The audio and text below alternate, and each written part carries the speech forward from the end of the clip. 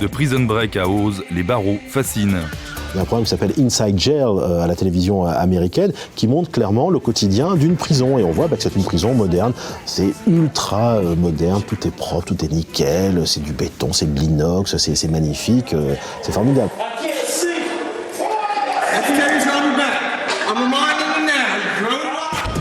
Parmi les séries télé, bien avant Prison Break, la pionnière du genre s'appelait Oz. Diffusée à partir de 1997 sur la chaîne câblée HBO aux États-Unis et sur Série Club et M6 en France, la série montrait un univers carcéral sans concession.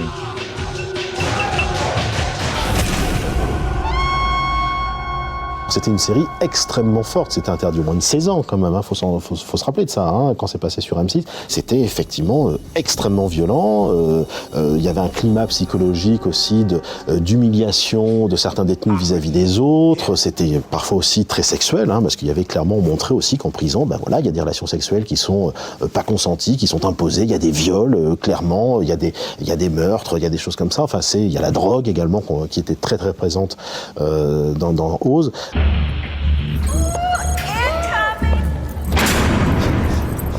Quand on voit le clip de Lady Gaga, c'est plus une espèce d'univers fantasmatique, j'ai envie de dire. C'est vrai que quand on voit des fictions érotiques, ça se passe souvent dans des prisons pour femmes, avec de pauvres prisonnières qui sont livrées à la merci d'une matonne. Ça peut faire rêver, ça peut faire fantasmer certains.